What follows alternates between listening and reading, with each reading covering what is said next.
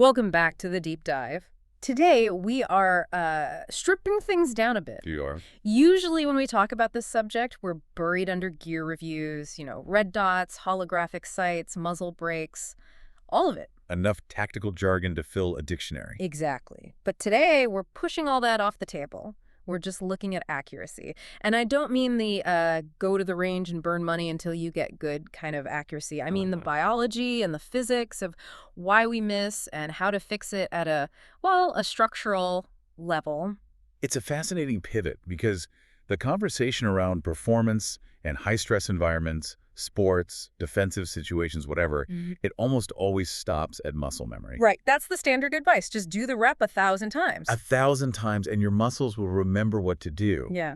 But the research we're looking at today suggests that relying on your muscles, at least in a defensive context, is actually the first mistake. The first mistake. If you want real consistency under life or death stress, you don't look at the muscles, you look at the bones. I love that distinction. We are unpacking a really dense paper. It's titled Biomechanical and Musculoskeletal Analysis of AR-15 M4 Carbine Employment in Defensive Environments. It's from Valortech by an expert named Herfel. And I have to say, I opened this thing expecting a firearms manual, and it reads like a medical journal on, I don't know, orthopedic surgery. It really does. It treats the shooter and the platform, the rifle, as a single integrated system. So our mission for this deep dive is to decode what Herfel calls the science of shootability. Right. We're not just looking at how to hold a tool.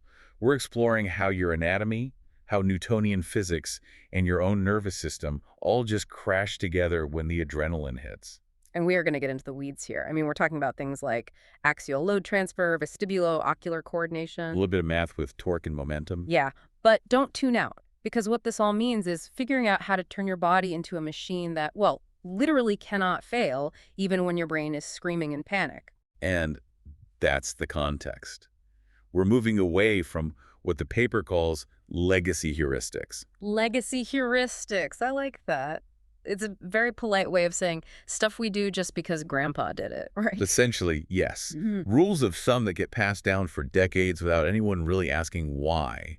We're replacing those with functional anatomy. Okay. We're looking at how the human body is actually engineered to bear weight and manage force, not just how we wish it worked. So let's start with the problem. Why do we even need to get this scientific? Can't I just grip it tight and, rip it? Well, the source makes a really bold claim right at the start. It says that under high stress, your own nervous system actively sabotages your ability to shoot well. Sabotages. Maybe a bit dramatic, but the effect is real. The paper explains that under a massive adrenaline dump, your nervous system just defaults. It shifts to gross motor patterns. Okay, we hear gross motor versus fine motor all the time. But let's define the stakes here. What are we actually losing? Think about the difference between, say, threading a needle and swinging a hammer. Threading a needle is fine motor control. Tiny muscles, precise communication, low heart rate. Swinging a hammer, punching, running, that's gross motor. When you're terrified, your body prepares to survive. It shunts blood to the big muscles. The quads, the back, the chest. Exactly. It does not care about the tiny stabilizing muscles in your shoulder or your trigger finger. So all that time I spent on the range trying to hold my red dot perfectly still with those tiny little muscles, that's a lie. It's not a lie, but it's a training scar. You're training a system, your fine motor system, that will almost certainly go offline when you need it most. The paper argues that if your whole strategy relies on isolated muscular effort, you're just setting yourself up to fail. Because muscles twitch, they get tired. They tremble when they're full of adrenaline. So if muscles are the variable that goes haywire, what's the constant? The skeleton. The skeleton. That's the core idea here. Yeah. The term they use is skeletal stacking. Muscles get tired, bones do not. The goal is to align your body so the structure itself holds the weapon. You want the skeleton to do the heavy lifting. You're taking the muscles out of the equation as much as you possibly can. It sounds a lot like powerlifting. You don't deadlift a huge weight with your biceps. You lock your joints and let the frame hold it. It's a very fair comparison. In this context, it just means we stop trying to muscle the gun onto the target and start building a structure that naturally points there. Which brings us to the first big structural piece the source talks about, and this one, it hit home for me because I catch myself doing it. The spine. Specifically, the tactical turtle. The turtle effect. It's pervasive. You see it everywhere. A shooter brings a rifle up, and what's the first thing they do? Hunch the shoulders, crane the neck forward and down to find the optic. They shrink into themselves. I always just thought that was, I don't know, intensity, trying to get lower. It's partly instinct, sure, protecting the neck, but biomechanically, it's a complete disaster.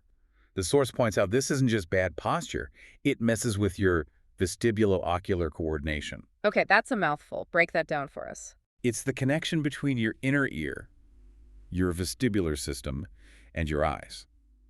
Your brain uses the fluid in your inner ear to know that the horizon is and keep your vision stable. Uh-huh. When you tilt your head or crane your neck sideways, what the paper calls lateral flexion, you're disrupting that fluid. So by bending my neck to look through the scope, I'm confusing my brain's own balance center. You're degrading your visual tracking.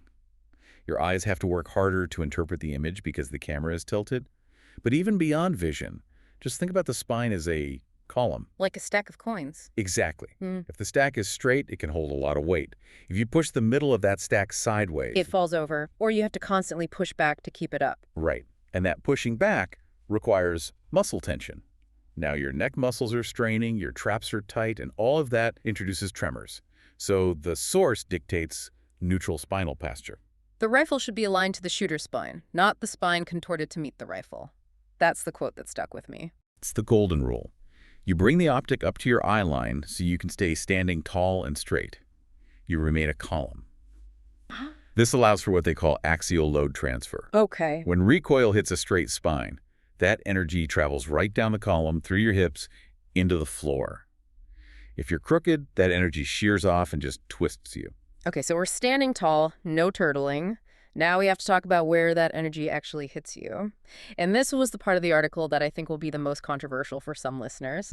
Because I grew up hearing, put the stock in the pocket of your shoulder, you know, that fleshy divot out by your armpit. The classic legacy heuristic is how pretty much everyone was taught. But Villartic is saying, absolutely not. They advocate for centerline rifle alignment, moving that stock closer to your sternum. That's a massive shift in doctrine, yeah. Ah.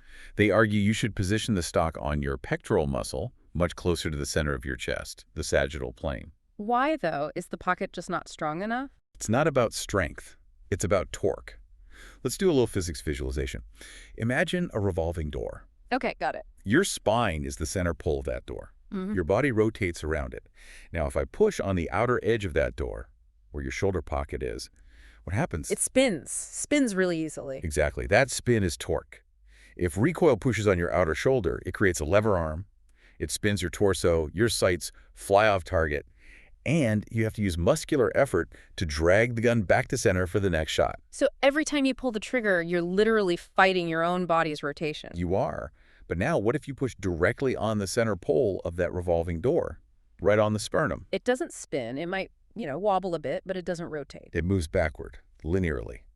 By moving the stock to the center, you eliminate the rotational spin. You convert that recoil into a linear push that your body absorbs just by being there. The source even threw a formula at us here. F equals delta P over delta T. Force equals change in momentum over change in time. And I promise no math, but this one actually seemed pretty important to understanding the why of it all. It's critical. Let's just look at the variables. F is the recoil force you feel. Want that to be low. Delta P, the change in momentum, is the bullet leaving the gun. You can't change that. Right. The kick is the kick. Can't negotiate with physics on that one. Correct. So the only variable left that you can actually control is delta T. Time. Time! How do I control time? You control how long it takes for that energy to transfer into your body. If the gun is against a rigid, bony part of your shoulder, or if you're all tensed up, the time is very short. It's a sharp slap. Short time means high force. Okay. But if you use the centerline alignment, you're putting the stock against your pectoral muscle in your rib cage, which acts like a big spring system. The body compresses. That compression takes microseconds, but it increases the time of the impulse. You're spreading the hit out. You are extending the duration of the energy transfer. And by increasing the time, you mathematically decrease the felt force. The source says the shooter's body becomes the final stage of energy transmission. You want that energy to flow through you, not slam into you. So by centering the gun, we stop the twist from torque, and we use our body's natural compression to soften the blow over time. Exactly. It turns you into a shock absorber instead of a brick wall. And a shock absorber is much better at keeping a camera or a gun sight steady. All right, let's move down the arm. Spine straight, gun centered. Now we have to actually hold the thing. The source introduces this concept called degrees of freedom. Sounded like robotics to me. It's an engineering term, but it applies perfectly. Degrees of freedom is just the number of ways an object can move. Up, down, left, right, pitch, yaw, roll. And in shooting, all movement is the enemy. We want to restrict those degrees of freedom down to 0. We want the system locked. And the way to do that is with the 5 points of contact. The more points of contact you have with the machine, the less independent movement or noise it can have. Let's run through that list because I think people, myself included, miss a couple of these. Sure. Point 1, firing hand grip, firm high up. Point 2, support hand on the forend. Point 3, the shoulder and chest contact we just talked about. Point 4, the cheek weld, literally smashing your face into the stocks. And point 5 is the one that caught me off guard, visual alignment. It sounds abstract, I know. But think of it as a closed loop. Your eye connects to the optic, which connects to the receiver, which connects to your body. If you break that visual alignment, the whole system is open. Okay. But the real magic of these 5 points isn't just stability. It's something called proprioceptive indexing. Proprioception. That's the sixth sense, right? Knowing where your body parts are without looking. Exactly, like closing your eyes and still being able to touch your nose. Yeah. Now apply that to a rifle. If you have those 5 solid contact points every single time, your body builds a map of the weapon. So the rifle stops being an object you're holding and becomes, what, an extra limb? In a neurological sense, yes. The source argues this indexing lets you aim effectively, even if you can't see the dot perfectly. Low light, mud on the lens, combat jitters making you shake. If the contact points are true, the barrel is aligned. You trust the map because the map is bolted to your skeleton. Correct. It reduces your cognitive load. You don't have to think, is the gun straight? You feel that it's straight. This leads us to a specific controversy, though, about the elbows. The famous chicken wing. Ah, the eternal debate. Play devil's advocate with me. I was taught to keep my firing elbow up. My grandfather shot that way. It feels, I don't know, stable, like a wider base. When I tuck my elbows in like a T-Rex, I feel like I'm going to tip over. Why is that wrong? You feel stable horizontally because you've created a counterbalance, like a tightrope walker with a long pole. But here's the physics trap. You've also created a massive lever arm. We're back to levers. If your elbow is stuck out to the side, the weight of your arm is far from your center of gravity. This creates rotational inertia. Think about a figure skater. When they want to spin fast and stable, what do they do with their arms? Pull them in tight? Right. When they put their arms out, they slow down. But they also introduce wobble. If you swing a rifle with your elbow out, once that gun starts moving, it's harder to stop. You overshoot the target. Then you have to pull it back. That's lateral wobble. So the stability, I feel, is just an illusion. It's static stability, not dynamic stability. It feels good standing still. It's terrible when you're moving or tracking something. Valortech calls for elbow adduction, tucking the wings. By compressing everything against your ribs, you connect your arms to your torso. You're making the whole unit smaller. And denser. Now the recoil doesn't just go into your hand, it transfers through your arm into your ribs and down that axial skeleton again. It all keeps coming back to connecting the force to your core. And what about the support hand? The one out on the barrel. I've seen people gripping it like they're strangling a snake. Tension is tricky. The source says the support hand should provide rearward and slightly inward pressure. You're pulling the gun into that centerline pocket. But, and this is a huge but, you have to avoid excessive lateral tension. Don't white-knuckle it. If you squeeze too hard sideways, you introduce tremors, you degrade the very fine motor control we're trying to preserve. It needs to be a firm structural pull, not a death grip. Okay, we've rebuilt the upper body. Head up, spine straight, gun centered, elbows in, 5 points of contact. Now let's look at the foundation, the feet. The stance. The source pushes for a squared stance, hips and shoulders facing the threat directly. This is another one that fights that legacy training. Most people naturally blade their body like a boxer. Blading is very intuitive. It presents a smaller target, which is why it was taught for so long. But the paper argues that the biomechanical costs of blading just outweigh the benefits. What are the costs? Vision, for one. If you're bladed left foot forward, right foot back, you have to turn your neck to see the threat. And we're right back to the turtle problem. Twisting the neck ruins your balance. It's a domino effect, exactly. But the bigger issue is movement. Movement. Think about how we walk. We're bipedal. We walk forward. If you're in a squared stance, you can explode forward, you can backpedal, you can step left or right with equal efficiency. But if I'm bladed, Moving forward is awkward. Yeah. You shuffle, you cross your feet. Moving backward is even worse. You're prone to tripping. In a defensive situation, you're almost never stationary. The squared stance is just the most efficient way for a human to move in any direction instantly. There was one other point about stance that I thought was brilliant, about weapon retention. The nightmare scenario where someone is right on top of you and grabs your rifle. This is where physics really favors the squared stance. If you're bladed, your arms are extended. The gun is way out there. It's a long lever. If someone grabs the end of that lever, they have the mechanical advantage. Because my fulcrum, my shoulder is 3 feet away from their hands. Right. Correct. But if you're squared up, elbows tucked, gun close to your center line, you're compact, the weapon is pulled into your core structure. So if they grab it, they aren't pulling against my arm muscles, they're pulling against my entire body weight. Exactly. The source notes that retention becomes a function of structural positioning, not upper body strength. And that's huge. It means a smaller shooter can retain a weapon against a larger attacker just because they're using leverage and the attacker is fighting a locked skeleton. It democratizes the defense. You don't have to be a linebacker to win that fight. You just have to be better engineered. That's the theme here. Replacing strength with efficiency. So let's zoom out. We've gone through a lot of anatomy: nervous system failure, the spine, centerline recoil, proprioceptive mapping, elbow levers, the squared stance. When you put all these pieces together, what's the final picture? The picture is an integrated system. The source concludes this isn't about style. People love to argue about styles. This is a performance requirement driven by the reality of physics. It stops being a trick and starts being a requirement. The real shift is viewing the carbine not as a separate object you're holding, but as a prosthetic extension of your skeleton. When you achieve that human-machine system, the recoil stops being a disruptive event. It's not a surprise anymore. It just becomes a load. A managed load that your body absorbs and dissipates naturally through the path of least resistance. A path that you have deliberately created. Exactly. You aren't fighting the energy, you're directing it. And that allows you to maintain accuracy and shot-to-shot consistency even when your heart is pounding and your fine motor skills have completely left the building. You're engineering out the biological failure points. That's it.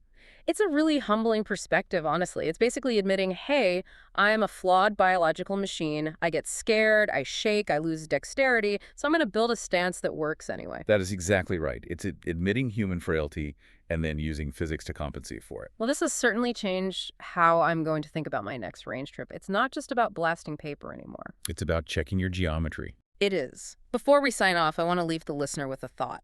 We talked a lot about legacy heuristics, those old habits like the chicken wing that we do just because we were told to. If something as critical as defensive mechanics, where lives are on the line, was taught inefficiently for decades because of tradition, what else? Well, that's the question, isn't it? What other physical skills or daily movements are we performing right now based on tradition rather than on how our anatomy actually works? Are you sitting in your chair wrong because that's how we sit? Are you lifting groceries wrong? It makes you wonder how much of our physical life is spent just fighting our own bones because no one ever showed us the manual. We should all probably pay a bit more attention to our own engineering. Absolutely. Thanks for diving deep with us today. Check your alignment, stack your bones, and stay safe out there. We'll see you on the next one.